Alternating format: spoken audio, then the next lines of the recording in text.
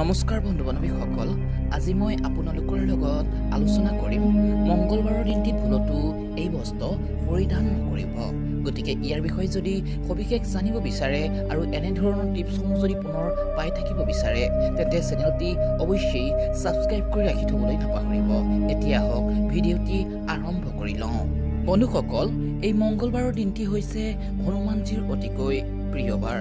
এই মংগলবাৰৰ দিনটিত যি ভক্তই ভক্তি ও নিষ্ঠাৰ সহকাৰে হনুমানজীৰ পূজা অৰ্চনা কৰে সেই ব্যক্তিৰ জীৱনৰ পৰা সকলো কষ্ট সকলো সংকট দূৰ হৈ উঠে। এই মংগলবাৰৰ দিনটিক হনুমানজীৰ পূজাৰ বাবে সৰ্বশ্ৰেষ্ঠ দিন হিচাপে মানা হয়। পৱন পুত্ৰ হনুমানজীক প্ৰসন্ন কৰাৰ বাবে এই দিনটিত বহু লোকেই বহু উপায় আদি কৰি থাকে। এই দিনটিত কোনো লোকে হনুমান চলিষা পাঠ, কোনো লোকে মন্ত্ৰ আদি জপ কৰি থাকে।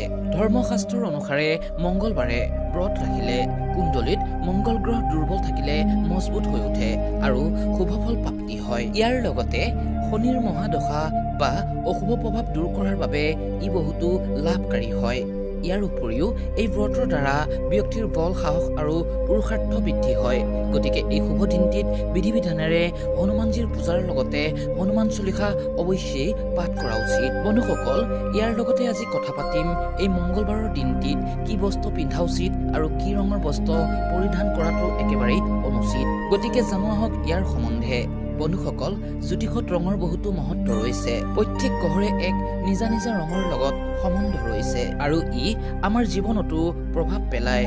এই ৰঙৰ সঠিক ব্যৱহাৰে গ্ৰহৰ অশুভ প্ৰভাৱো দূৰ কৰিব পাৰে। সেয়েহে জানো আহক এই মংগলবাৰৰ দিনটিত কোন ৰঙৰ বস্ত্ৰ পৰিধান কৰাটো অতিকৈ মংগল হয় আৰু কেনে ৰং পৰিধান কৰাটো শুভ মানা নহয়। বন্ধুসকল, এই মংগলবাৰৰ দিনটি হৈছে হনুমানজীৰ দিন। গতিকে এই দিনটিত ৰঙা বস্ত্ৰ পৰিধান কৰাটো অতিকৈ মংগল হয়। এনে কৰিলে বিৰোধীৰ সৈতে যুঁজাৰু শক্তি মিলে। এই ৰঙা ৰঙৰ বস্ত্ৰ পিন্ধিলে ব্লাড প্ৰেছাৰো নিয়ন্ত্ৰণত থাকে। ইয়াৰ লগতে এই ৰঙা ৰং হৈছে সৌভাগ্যৰ প্ৰতীক।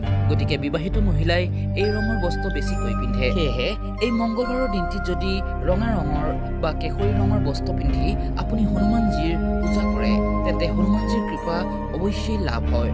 কিন্তু ভুলতো কলা ৰঙৰ বস্ত্ৰ পিন্ধি হনুমান মন্দিৰলৈ নাযাব আৰু এই ৰঙৰ বস্ত্ৰ পিন্ধি তেওঁৰ পূজা নকৰিব। সেয়েহে বন্ধু বান্ধৱীসকল, যদিহে ভিডিঅ'টি ভাল লাগিলে তেন্তে তলত কমেণ্টত অৱশ্যেই লিখক জয় বজৰংবলী।